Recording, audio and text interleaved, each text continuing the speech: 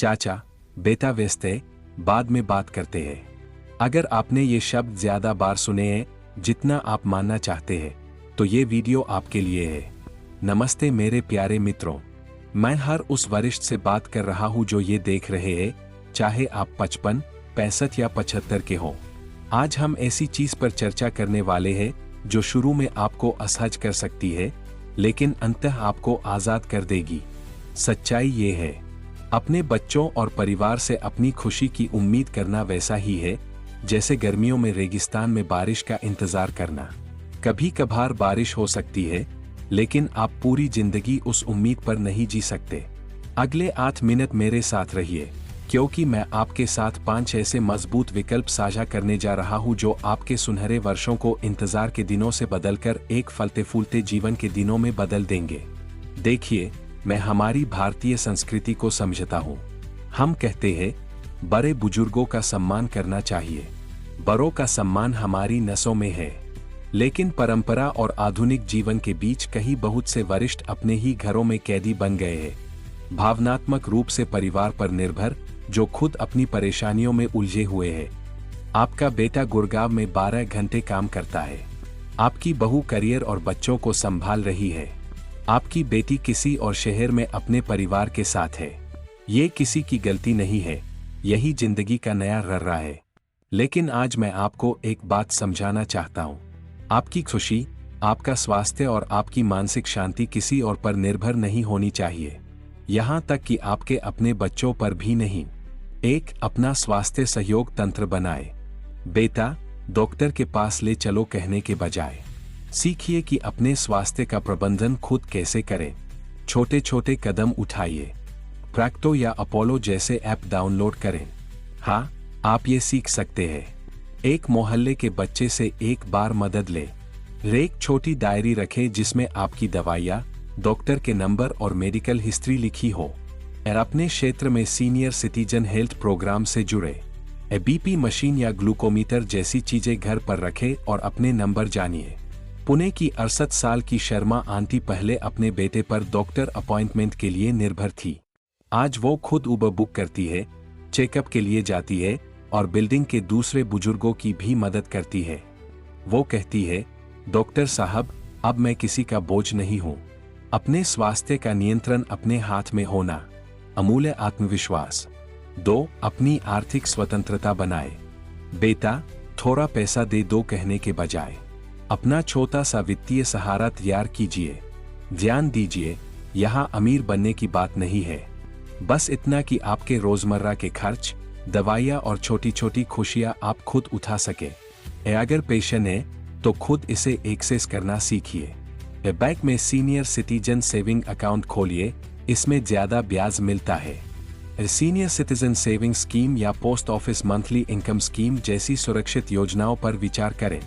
अगर आपके पास कोई हुनर है, जैसे खाना बनाना, सिलाई, पढ़ाना, तो छोटी आय का रास्ता खोजें। मेरी पड़ोसन गुप्ता जी ने प्रवासी बच्चों को हिंदी पढ़ाना शुरू किया।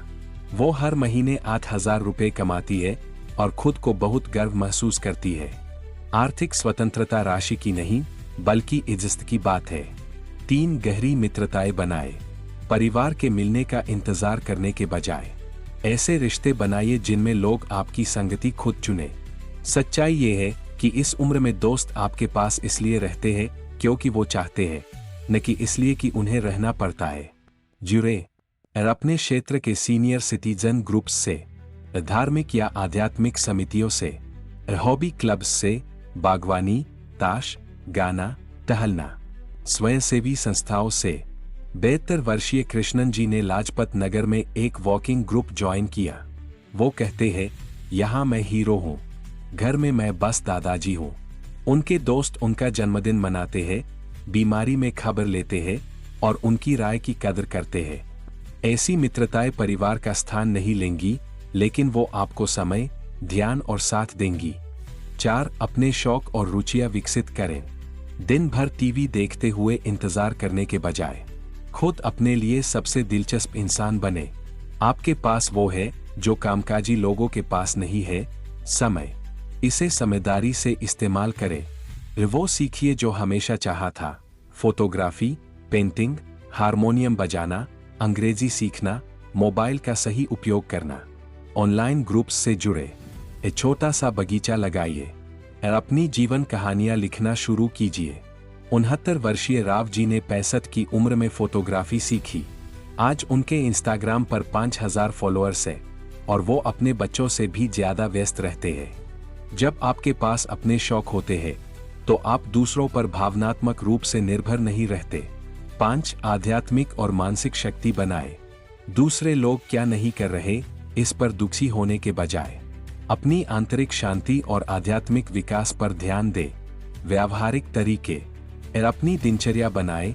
प्रार्थना, ध्यान, पढ़ना या पसंदीदा धार्मिक कार्यक्रम।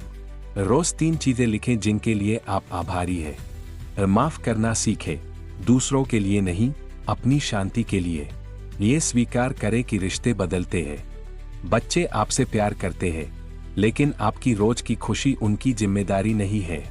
71 वर्षीय देवी जी कहती है, जब मैंने अपनी खुशी की जिम्मेदारी खुद ली तभी मुझे पता चला कि मैं कितनी मजबूत हूँ। मानसिक मजबूती का मतलब है हर बात दिल पर न लेना। मेरे प्यारे मित्रों, मैं ये नहीं कह रहा कि आप स्वार्थी बने या परिवार की परवाह करना छोड़ दें। मैं बस ये कह रहा हूँ कि आप आत्मनिर्भर बने ताकि जब आपका परिवार आपके साथ समय बिताए तो वो खुशी से बिताए, मजबूरी से नहीं।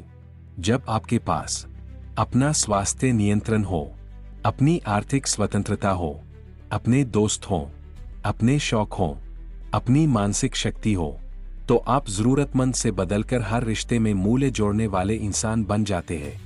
आपके बच्चे आपका ज्यादा सम्मान करेंगे, आपके पोते पोतियां आपको और दिलचस्प पाएंगे, और सबसे जरूरी, आप हर सुबह अपनी जिंदगी के लिए उत्साहित होकर उठेंगे। याद रखिए, आपने बंटवारा देखा है, आपातकाल देखा है, आर्थिक बदलाव देखे हैं, तकनीक की क्रांति देखी है। आप जितना सोचते हैं उससे कहीं ज्यादा मजबूत है। अब उस शक्ति को इस्तेमाल कीजिए और ऐसी जिंदगी बनाइए जो किसी और की दिनचर्या या मूड पर निर्भर न हो। अगर इस वीडियो ने आपको कुछ नया दृष्टिकोण दिया हो तो इसे लाइक कीजिए और उन वरिष्ठों के साथ शेयर कीजिए जिन्हें ये सुनने की जरूरत है। अगली बार तक मजबूत रहिए, आत्मनिर्भर रहिए और याद रखिए, आपके सुनहरे साल अब भी आगे हो सकते हैं। धन्यवाद और आशीर्वाद।